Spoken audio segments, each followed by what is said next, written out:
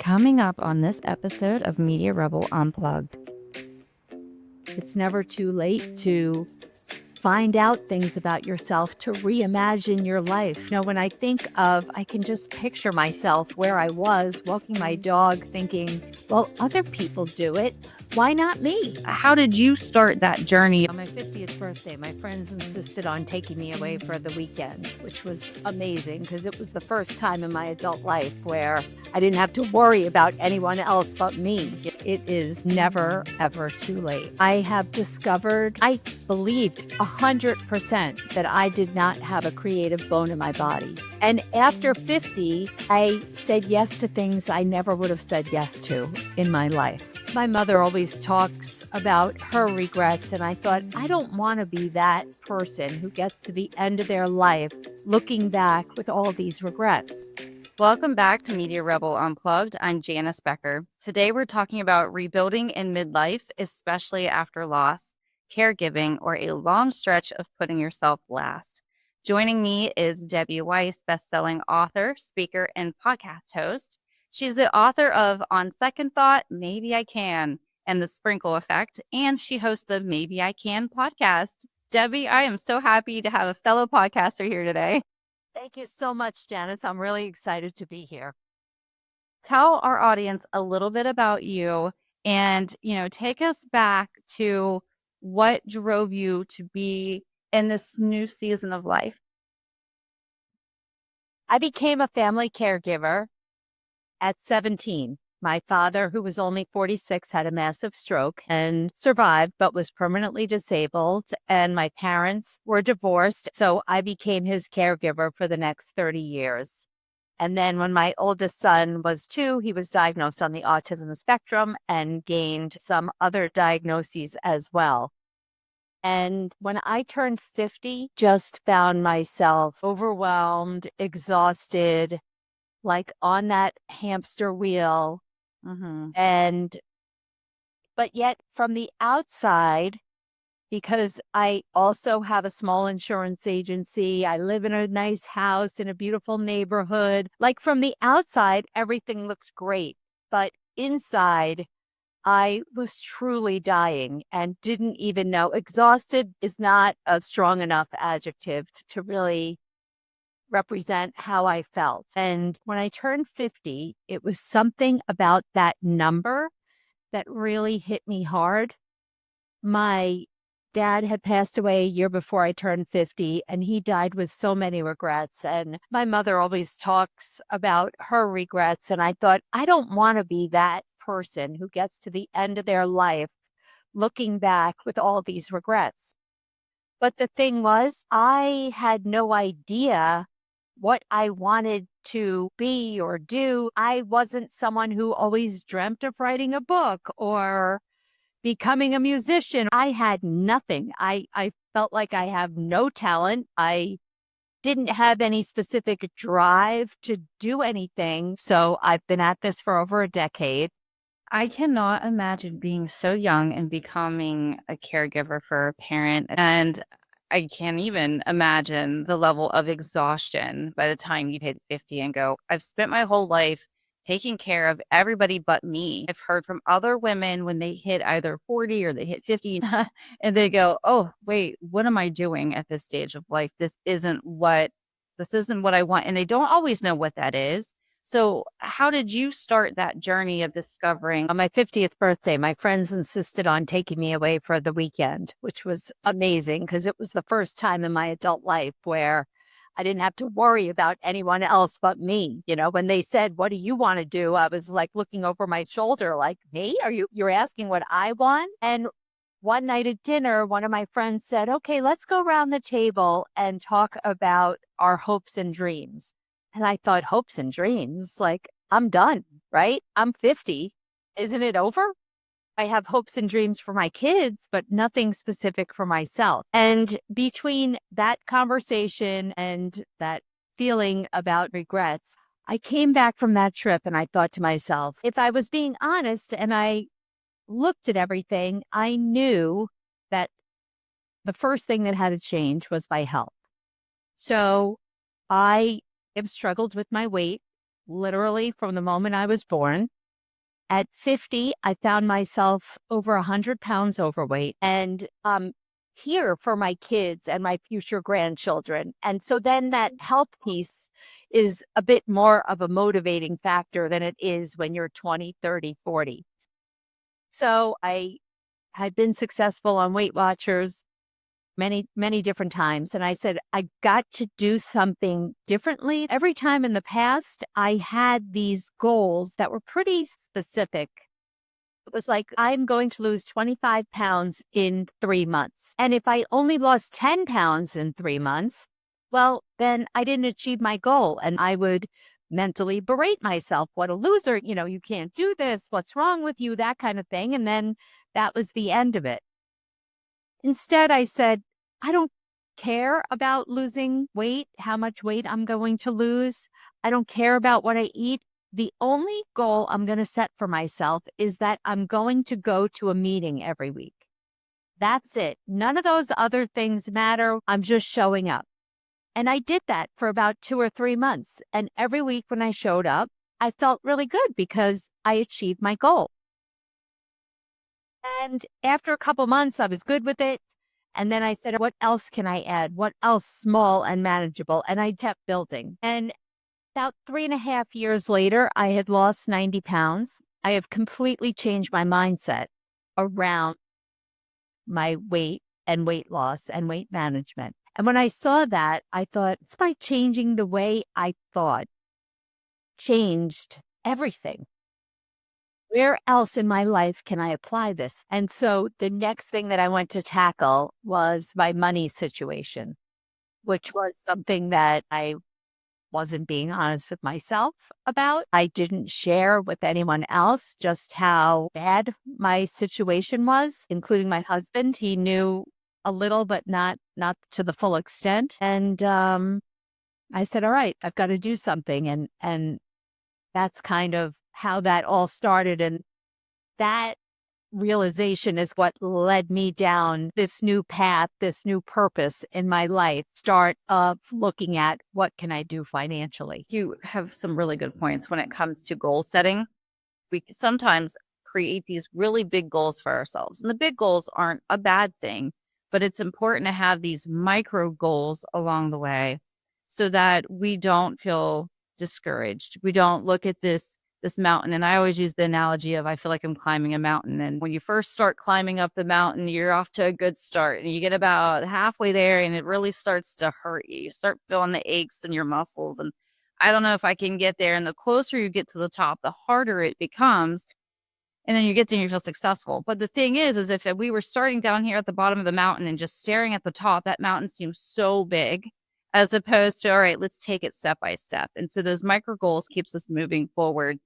And I love how then you were able to take that in one area of your life and apply it to other areas as well, because we could do that. And a lot of times we do not. Yeah. Once you see success and you realize what that small micro goal, like going to the Weight Watchers meeting, how is that helping me achieve? I have to lose 100 pounds. It seems like it's a little drop in the bucket that's not making a difference.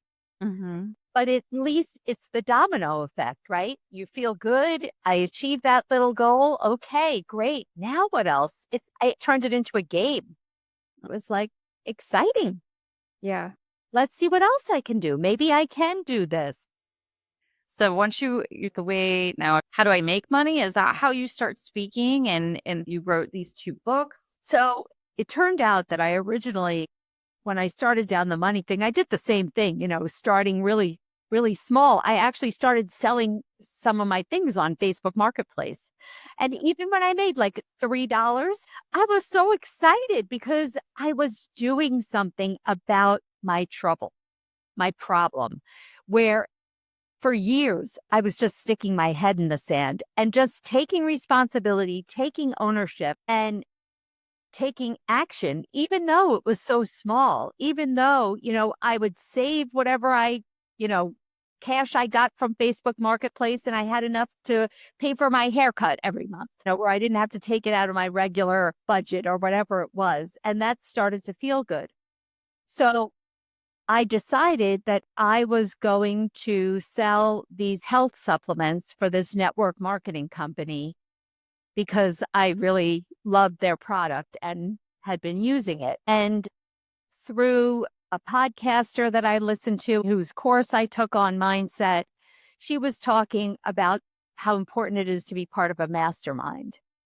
And I had no idea what that meant.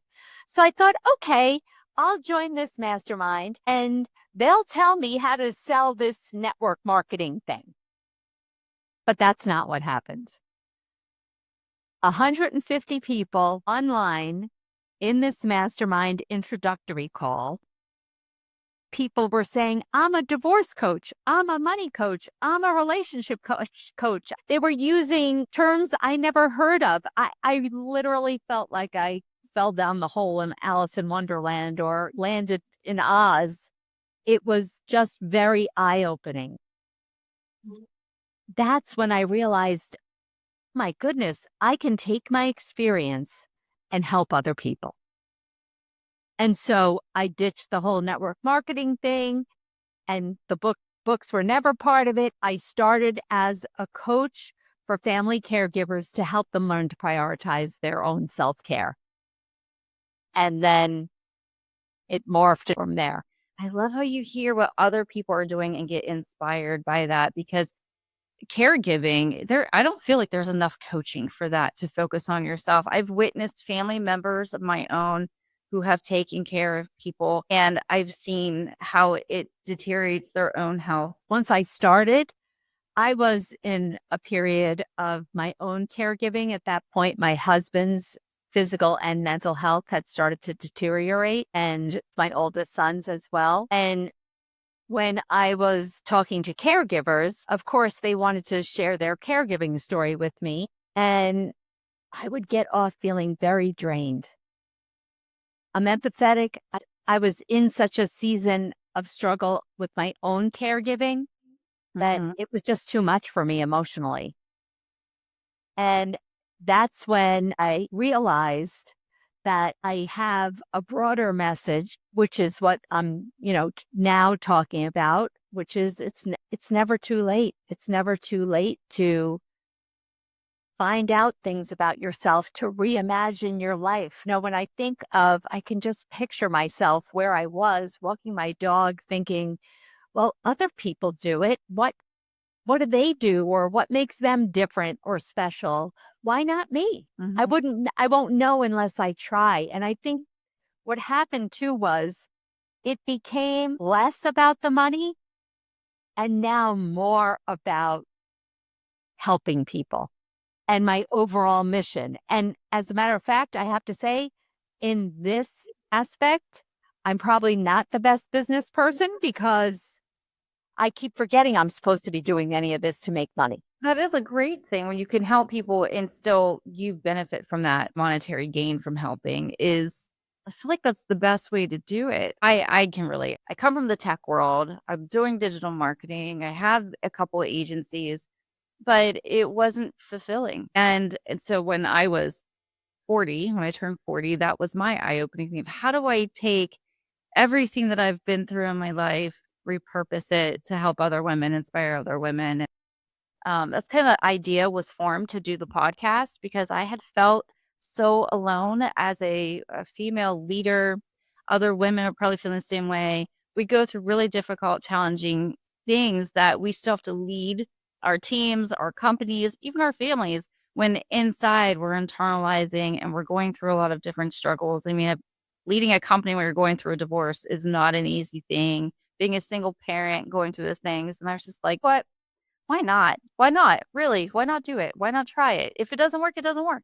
But I tried it. So for other women listening like us who have been in that season of uncertainty and are hitting a milestone and they're feeling like maybe it's too late, what would you say to them?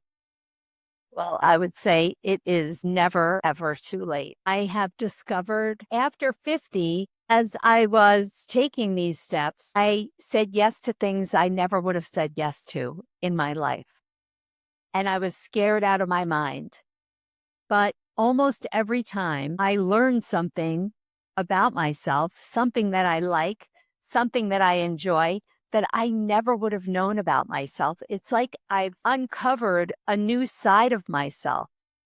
And through this journey, especially when I wrote the first book, I was in some group, just a day kind of thing with other authors. And I was one of the youngest.